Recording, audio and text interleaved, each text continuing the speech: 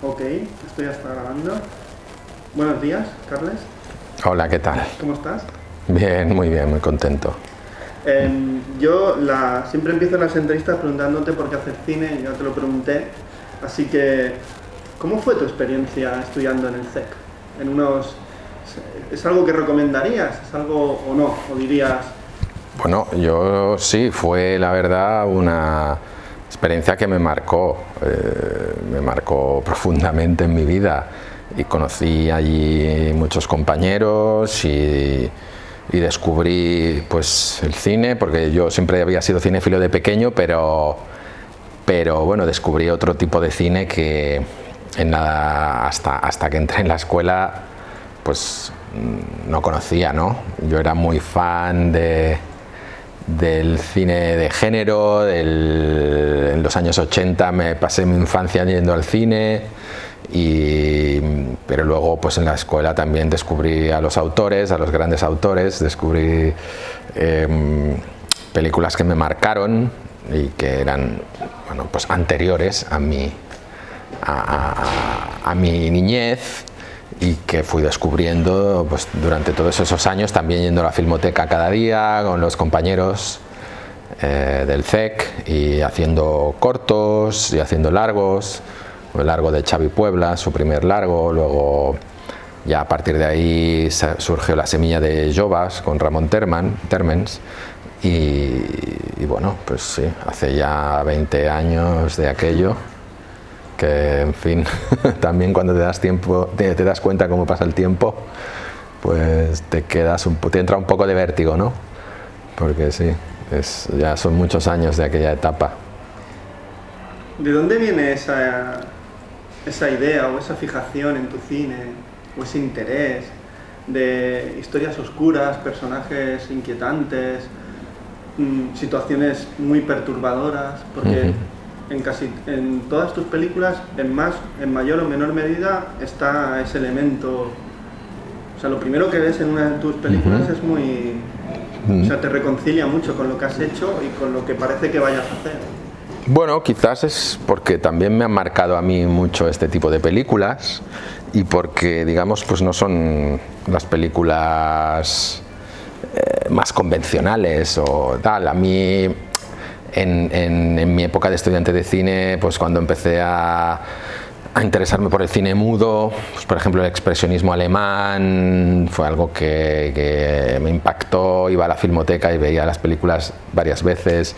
Vi películas de Murnau como Amanecer, como El Último, como Nosferatu, y de tantos otros directores, pero quizás estas me impactaron mucho. Si te fijas, pues Amanecer va de un psicópata que se lleva a su novia en una barca en alta mar y la intenta matar, luego se arrepiente, ¿no? De allá va de un psicópata. Nosferatu también, pues precursor del género, y esa atmósfera expresionista que tenía el cine mudo me impactó mucho. Luego también pues películas, claro, es que películas también que hablan de la condición humana, ¿no? Y que a veces profundizan en el alma del ser humano y en el lado oscuro del ser humano. Y me impactó también profundamente pues Bergman. Por ejemplo, recuerdo la primera vez que vi una peli de Bergman fue Fresas salvajes en la Filmoteca, y la secuencia inicial de Fresas salvajes para mí sigue siendo una de las mejores secuencias de la historia del cine, y también es súper inquietante, ¿no? Y aquel personaje solo, con un reloj un reloj sin agujas, y de repente aparece el carruaje mortuorio, el ataúd, y se ve a sí mismo dentro del ataúd. Y después, a partir de ahí también, pues a mucho cine, pues por ejemplo Repulsión de Roman Polanski en los años 60, Hitchcock también, Psicosis, y después en los 70 Taxi Driver, y Kubrick, pues La naranja mecánica es una película súper oscura, ¿no? El Resplandor. Entonces es un género, es un estilo de personajes que me marcó mucho, y Y creo que es interesante ver personajes que bueno, de alguna forma no se adaptan a las reglas de la sociedad, ¿no? Van como por libre, son como personajes que bueno, son una caja de sorpresas porque nunca sabes cómo van a reaccionar. Su cerebro no funciona de la misma forma que el cerebro de la gente normal. Y bueno, pues dentro de todo esto hay muchos matices, ¿no? Hay personajes que son terribles, pero otros pues también están más humanizados, como el de Taxi Driver. Entonces, bueno, me interesa mucho este género o subgénero, porque es poner al espectador en el punto de vista de un personaje inadaptado, antisocial, que se comporta con unos parámetros éticos y morales que no son los que todos podemos tener, o por la educación que hemos recibido, o por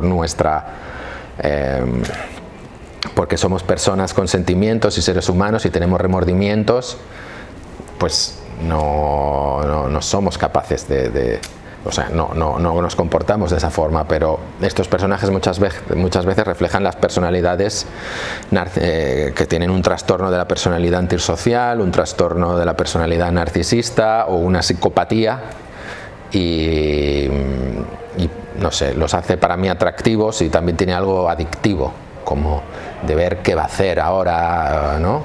Despierta mucha curiosidad, y bueno, me siento cómodo porque me permite también construir guiones donde los mecanismos que mueven al personaje pues son más inesperados o más fuera de lo común. Supongo que esta pregunta ya te la habrán hecho, pero ¿de dónde surge la idea? Porque para mí el comienzo de la película, como si dijéramos el prólogo, porque para mí hay un prólogo, se parece mucho, ahora que citabas a Scorsese, a una de Scorsese, a una de Nicolas Cage, ambulancianero, que se llama Bringing Out Dead, o algo así.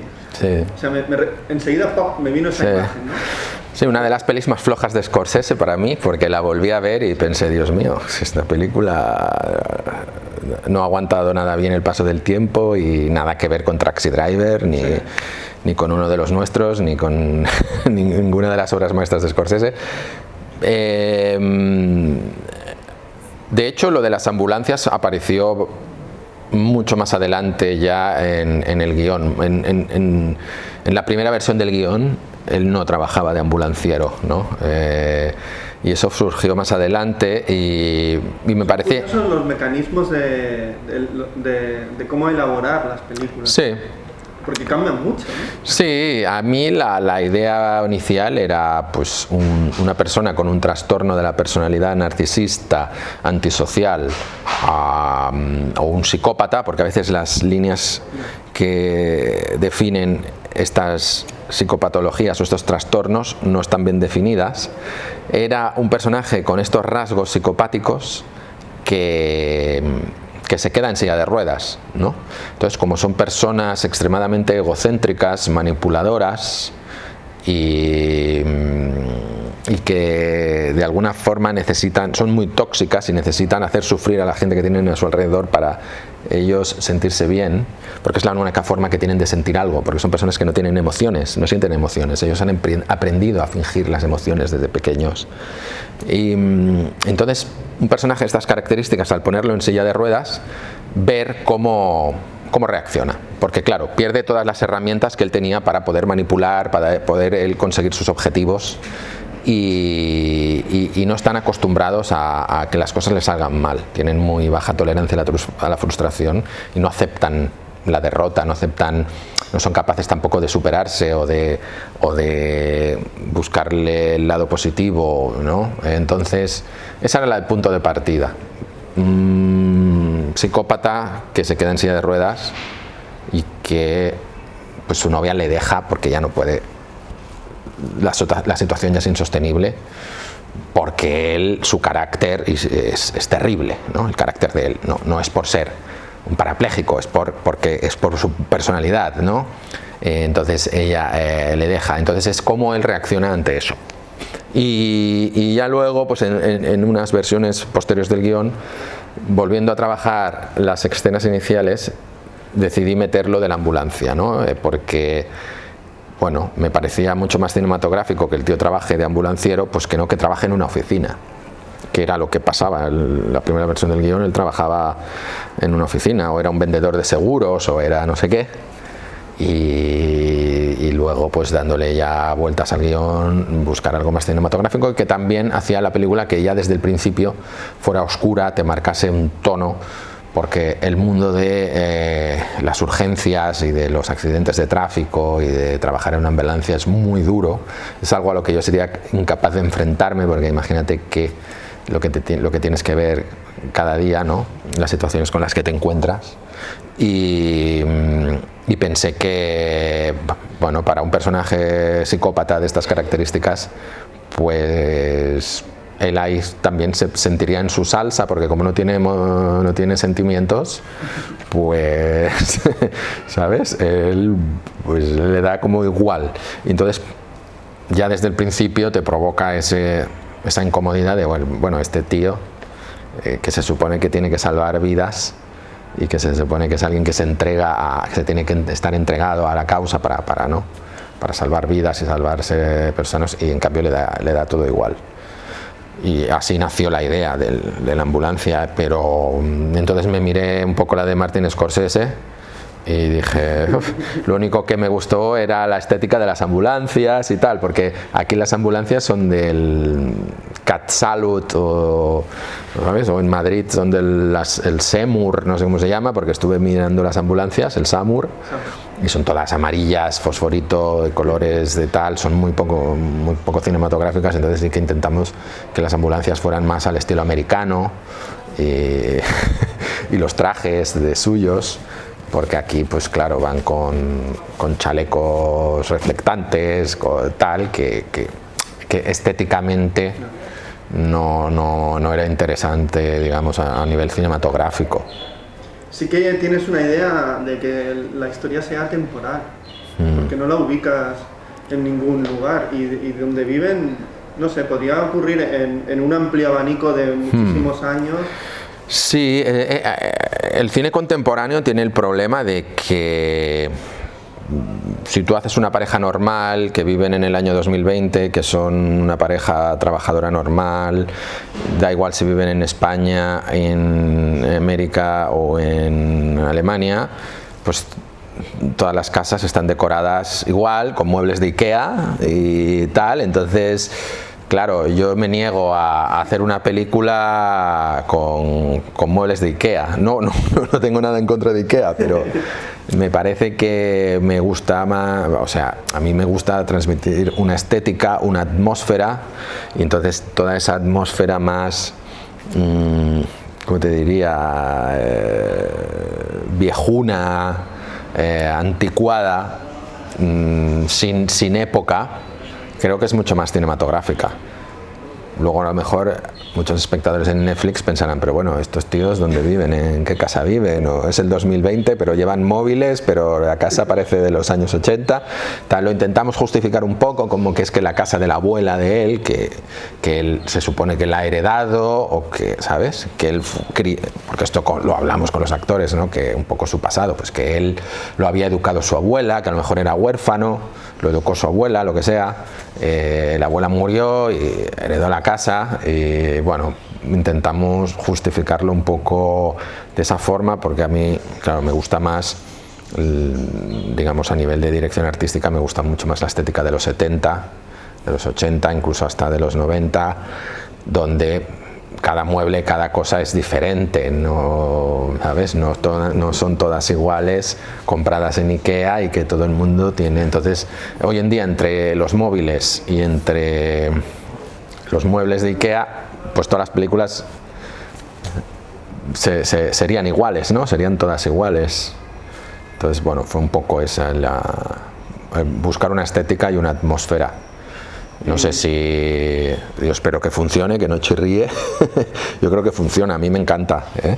Pero también cuando estás en Netflix te expones a un montón de público y mundial, y te hacen entrevistas en redes y tal, y ves algunos que hacen comentarios, pero bueno, esta casa no sé qué, no tenían dinero para reformarla, no sé qué. Bueno, ¿qué quieres que te diga? O sea, yo me niego a renunciar a unos principios estéticos, y además es que es una película, tú creas un universo.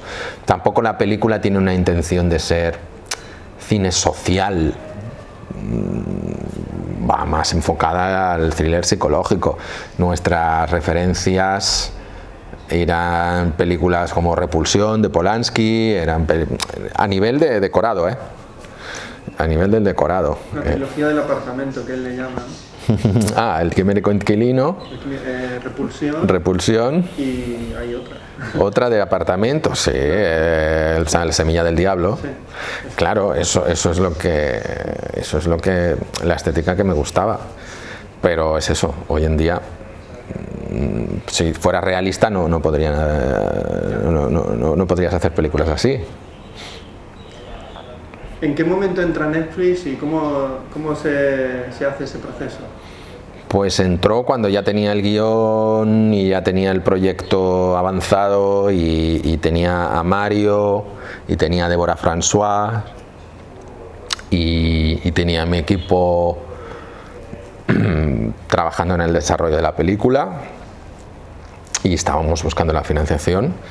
Y fueron ellos los que, bueno, se interesaron más, y me dieron una respuesta rápida de que la querían, y que la querían exclusiva para la plataforma como un original, y que bueno, que sí que se podría hacer un estreno limitado en cines como ellos suelen hacer y tal, pero que eso lo querían en exclusiva. Y ya, claro, fue una gran noticia, ¿no? O sea, cuando te dicen eso, una noticia, porque sabes que de pronto vas a estar en todo el mundo va a ver la película, en millones de personas en el planeta Tierra, ¿no? Y claro, cuando haces una película de forma más convencional y luego tienes que buscar distribuidor y todo esto, pues luego hay los problemas de estreno, de distribución, como pasó con Callback, y bueno, con Callback, con Open24 y con todas las que había hecho anteriormente, ¿no? Entonces esto te cambia mucho el panorama en cuanto a que la película se vea. ¿Y en las condiciones de producción, de trabajo in situ en el set, cambia mucho? Nada, Netflix o exactamente igual. Yo estaba como si estuviera haciendo Callback o como si estuviera haciendo... Porque Netflix no producen la película ellos. La película la hemos producido los productores, lo que pasa es que ellos la han financiado completamente, lo que quiere decir que la película pues se hace sin subvenciones, o sea, Netflix, que es una empresa privada, pone el dinero, pero tú haces la película exactamente igual. Y con ellos, pues súper bien, porque dan total libertad artística al creador, al autor de la película, y las reuniones que se hacen, pues como muchos son para analizar algún aspecto del guión que a lo mejor no sé, no haya una laguna de guión, o haya algún problema, algo que no se entienda, o no sé, o cualquier cosa que pudiera considerarse un error, ¿no? Entonces estos que se pueden comentar aspectos concretos sobre guión, porque luego durante el rodaje hice lo que yo quise y nunca vinieron responsables de Netflix a saludar y a ver y decir hola y tal, pero vinieron un día, o sea, no el primer día o el segundo, no. Y muy buena relación con ellos, además me han apoyado mucho, me he sentido muy apoyado. Y creo que, hombre, eso habla bien de Netflix, de que dé libertad a sus creadores, porque muchas veces, hay como no sé, entre el mundo del cine y más sobre todo del cine de autor y Netflix, como que parece que si Netflix fuera el demonio. Bueno, yo he visto la peli de autor que más me ha gustado este año, es de Netflix, que es la de Charlie Kaufman. No sé, a mí para mí es la mejor. Bueno, es que ellos, yo creo que es que ellos tienen un catálogo donde cabe todo. O sea, hay que pensar que Netflix es un videoclub. Netflix era un videoclub, nacía como un videoclub, simplemente que mandaban las películas por correo y luego cerraron los videoclubs, pero como ellos las mandaban por correo siguieron funcionando, y en cuanto Internet tenía capacidad suficiente de transmitir en streaming, pues dejaron de mandarlas por correo, de mandar los DVDs por correo y a ponerlos en streaming. Entonces, a veces la gente se cree que Netflix es como, no sé, sí, es verdad que ahora están financiando su propio contenido, pero es un videoclub. Entonces, antes existían cientos de videoclubs y nadie decía, no, los videoclubs son el demonio. Pero es que Netflix... Es otra ventana y yo creo que está bien que exista otra ventana, porque es otra ventana y sobre todo también es otra fuente de financiación. Es otra ventana, y es una ventana que tiene mentalidad de videoclub, no tiene mentalidad de productor, tiene mentalidad de videoclub. Y tú cuando vas al videoclub podías alquilar la película de, no sé, de Theo Angelopoulos, que estaba en el videoclub. Sí, la mirada de Ulises, o puedes alquilar tal, o podías alquilar pues Speed 2, ¿no? O sea, entonces es que Netflix es así. Otra cosa que luego les vaya mejor una cosa que la otra, eso ya no lo sé. Igual dicen, bueno, claro, esta se alquila más y la otra se alquila, esta película se ve mucho más y esta se ve mucho menos. Pues claro, eso también a lo mejor les influye en decir, vamos a apostar más por un tipo de proyectos que por otros, pero claro, es una empresa privada y ellos también miran de contentar a sus usuarios. ¿Vuelves a trabajar con el mismo cinematógrafo, con el mismo montador? Entra Elena Ruiz. Estás muy a gusto, ¿no? Trabajando con gente que sabes lo que te van a dar, ¿no? Sí, yo pues vengo trabajando con los mismos desde Open 24 y para mí es fundamental apoyarme en mi equipo de confianza y en la gente que ya me conoce, y hemos estado trabajando juntos en mis anteriores pelis, y en esta peli pues también era un reto, porque en ese aspecto a lo mejor sí que tienes que intentar convencer a los de Netflix o a quien sea de que, oye, este director de foto, aunque no lo conozcáis, aunque solo haya hecho callback y tal, este tío es un genio y tal, y claro, simplemente porque no lo conocen, y es normal que te pregunten, oye, pero ¿y el otro, este dire de foto que ha ganado 4 Goyas o 7 Goyas? No, ¿por qué? ¿No? Por ejemplo.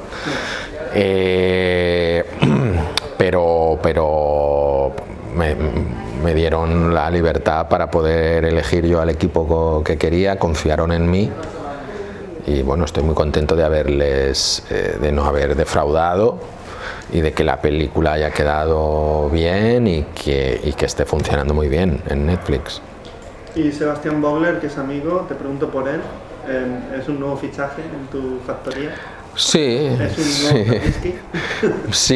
sí, Sebastián, claro, a mí es un genio, ¿no? Es un tío con un talento increíble, nos hemos entendido muy bien y bueno, yo creo que el trabajo salta a la vista, ¿no? Y para mí ahora sería difícil cambiar, me gustaría seguir trabajando con él siempre.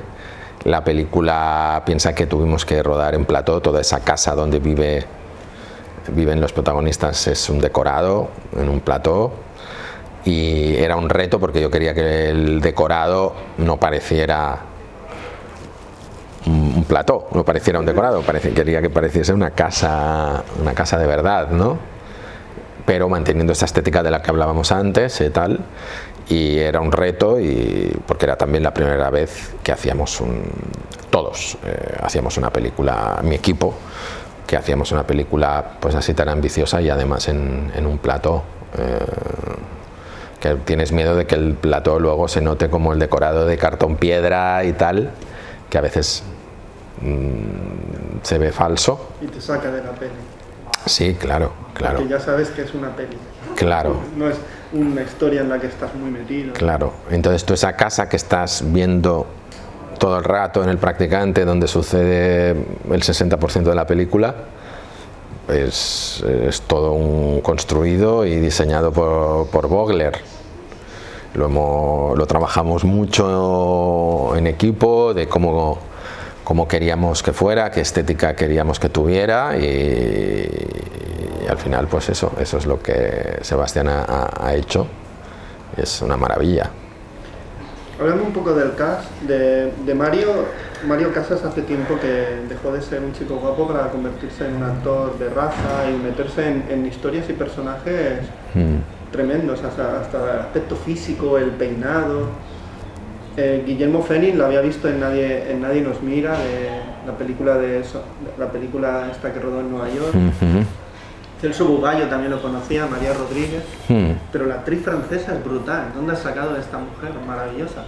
De L'Enfant, de los hermanos Dardenne, que ganó la Palma de Oro. Los hermanos Dardenne... Sería muy jovencita, ¿no? Sí, tenía 16 o 17 años. ¿Pero te acordabas de ella? De L'Enfant, sí, por supuesto. Me acordaba de L'Enfant. Además, ella después de L'Enfant ha tenido una carrera muy potente en Francia, ganó el César. Te recomiendo una película que se llama La pasadora de páginas, es la que pasa las páginas, sí, al pianista. Y muchas otras. Luego ganó el César, empezó a hacerse popular en Francia haciendo comedias también románticas, entonces ganó el César por una película que se llama El primer día del resto de tu vida.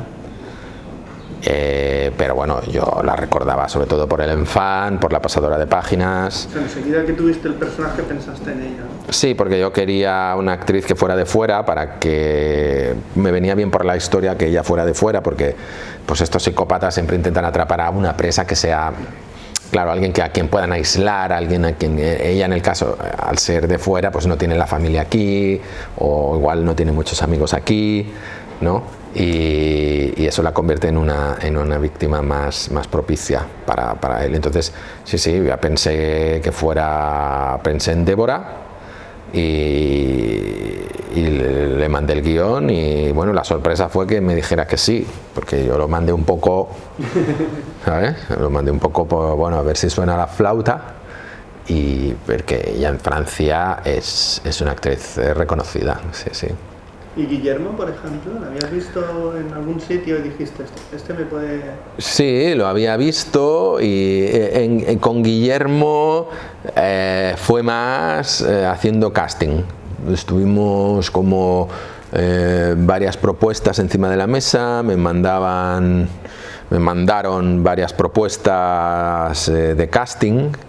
Y bueno, enseguida me interesé por Guillermo, yo y el director de casting de la peli, Gerard Oms, que es el acting coach de Mario y es actor que sale en la peli también, es otro también ya del equipo Zabriskie.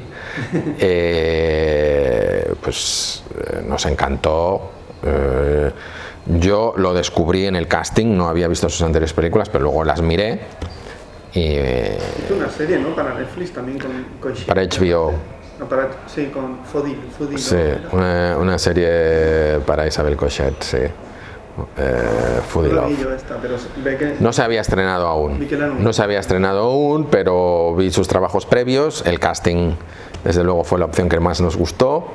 Y justo terminaba de hacer Foodie Love. Dijimos, bueno, pues acaba de trabajar también con Isabel y hacer una serie. Este es un actorazo, pues vamos a intentarlo, porque él estaba en Argentina, no era tan fácil, y sí, al final pues cuajó y fue él. Ahora me gustaría que me hablases de los lugares, porque estos lugares son... Yo leí que cuando estáis rodando estabais en Lleida. Un colega me dice, ese puente está en Lleida y tal, pero ¿era siempre Lleida o...? No, En Lleida rodamos un día, porque es cuando él se deshace del teléfono de ella y buscamos un puente donde pasase un río y bueno, pues por aquí cerca no hay muchos ríos, son ríos pequeños que podían haber funcionado, pero nos gustaba la idea como que se ha ido lejos, a un lugar lejos para deshacerse del móvil y así también como dejar falsas pistas a la policía, ¿no? Como si ella se hubiera ido, porque claro, el móvil lo pueden geolocalizar y saber dónde estuvo y dicen, bueno, pues se fue a Lleida y ahí tiró el móvil. No se sabe que es Lleida en la peli, se ve si la conoces, pero yo sabía no se explica el lugar, pero se sobreentiende que se ha ido lejos a deshacerse del móvil. Y luego no, el resto se rodó todo en Barcelona, bueno, y alrededores, se rodó en Badalona, se rodó en Hospitalet, bastante parte de exteriores son en Hospitalet, y en Badalona buscábamos, digamos, lugares muy de periferia, muy de extrarradio, que creo que le daban también la estética que yo quería para la película, y que no pues salieran a la calle y vieras que están en el Eixample o en el, ¿sabes? O en el Born, que no fueran lugares tan reconocibles, porque así también la estética es más misteriosa. Luego donde están y toda esa estética que te hablaba antes del expresionismo alemán y tal, pues creo que me la proporcionaba mucho mejor esos lugares de extrarradio con esos edificios tan de estética. Hospitalet, ¿no? Sí, es Hospitalet. Colmenas inmensas. Exacto, es todo Hospitalet. Sí, Bellvitge, Hospitalet, las vías del tren que pasan por allí y todo esto. Carles, ¿hay alguna película de estas que recomendarías, que tienes muchas copias en casa y muy diferente? Bueno, de esas son muy clásicas, o sea, te hablaría de Repulsión de Roman Polanski, que me parece increíble porque la puedes volver a ver y bueno, yo volviéndola a ver esa película infinidad de veces me he dado cuenta de cosas que nunca me había dado cuenta, o sea que la aconsejo a todos, Repulsión. Y luego así, pues no sé, de algo más contemporáneo, por ejemplo, es una peli que la tengo ahí como una de las películas más interesantes que se han hecho en los últimos años. Es una que se titula Martha, Macy, May, Marlene. ¿La habéis visto? No la he visto. ¿No has visto Martha, Macy, May, Marlene? Es un título horrible. Creo que está en Filmin, ¿no? Está en Filmin, Martha, Macy, May, Marlene. Entonces es una película que trata el mundo de las sectas. Y es una película que me pareció súper interesante. Además, este director creo que no ha hecho nada más o ha hecho una nueva película. Ha tardado como 7 años o 8 años en hacer otra película que aún no he visto. Y bueno, es cine independiente americano, pero la verdad es que esa película para mí ha sido de las más interesantes también, así que recientemente ahora me viene a la cabeza, ¿no? Sí, la recomiendo mucho. Pues nada, Carles, un placer hablar contigo nuevamente de tu nuevo trabajo y yo siempre digo hasta la próxima película. Bueno, pues muchas gracias.